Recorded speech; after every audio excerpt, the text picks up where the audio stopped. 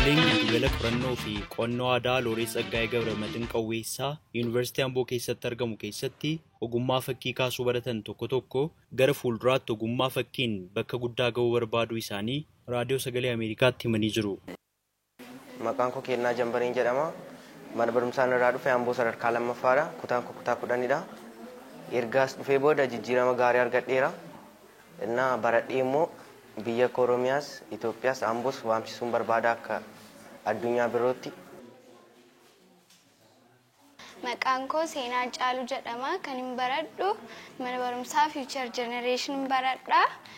Kutaan koo immoo kutaa 6ffaadha.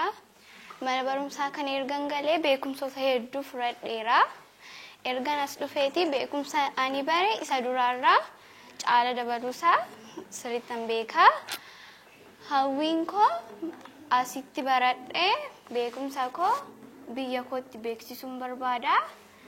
Kan baradhe immoo biyya koo bohaarsuuf kana caalee barachuu nan barbaada.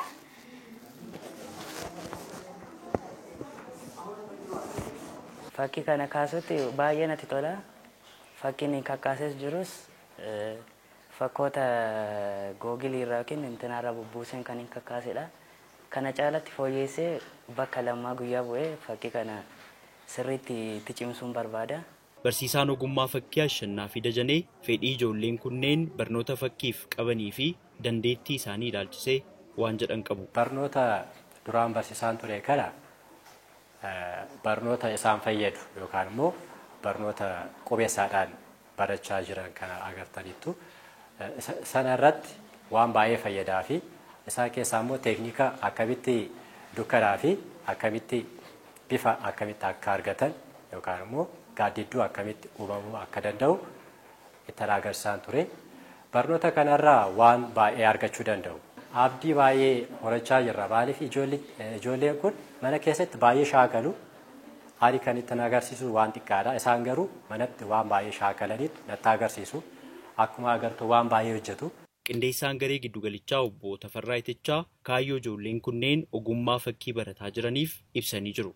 Kaayyoon dhaabbatee fi dhaabbanni kun Looreet Tsaggaayee Gabramadiin addunyaa irratti akkuma beekamu waan nu kaa'ee darbe dhaloonni kun immoo irraa baratee waggaa hedduudhaaf haguugamee beekumsi isaa kan ukkaamamee ture isa kana gadi baafnee dargaggoota kana isa ol baasuudhaaf kan xaaraa jirru.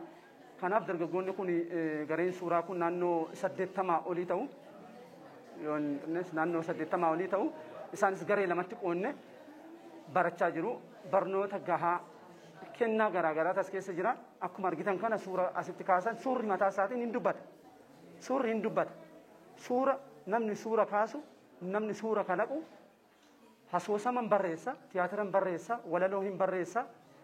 Yaanni isaa sammuun isaa akka addunyaatti bal'aadha akka kootti akka ilaalutti. Kanaaf dargaggoota kana ija kanaatiin ilaalla kennaa addaa arginee jira jechuudha.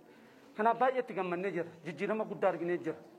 Itti gaafatamaan giddugala qorannoo fi qo'annoo aadaa Looreet Tsaggaayee Gabramadiin Qawweessaa Piroofeesara Gargaaraa Saamu'eel Leekun ijoollee 600 ogummaa fakkiin barsiisaa jiraachuu dubbatanii akka ijoolleen kunneen dandeettii isaanii gabbifataniif waan hojjetaa jirraa jedhan ibsanii jiru. Egaa daa'imman umriin isaanii waggaa 13 yookiin ganna 13 gadi ta'anii marsaa sadaffaadhaaf naannoo 106 ta'an leenjisaa jirra.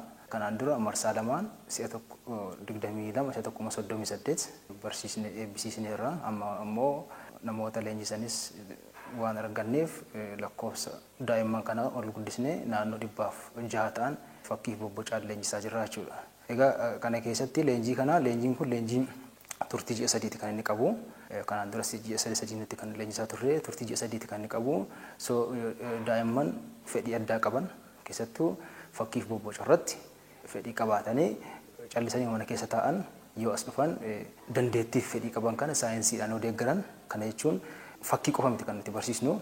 Yeroo ammaa kana wantoonni hundi teekinooloojii faana walitti hidheensa waan qabaniif 3D paintingis asumaan daa'imman kana keessaatii dizaayinar arkitektii kan ta'uu danda'an bahuu danda'u waan ta'eef asumaatii 3D paintingis koompitara faana walitti wal simsiisnee ammaaf 3D paintingii harkaan irsaasiidhaan kan isaan hojjechaa jiranii. So yogguu isaan kana sirriitti of danda'anii xumuran gara kompiitaraatti immoo ce'anii akka isaan dandeettii isaanii fi iskiilii isaanii guddisan gochaa jirraayu.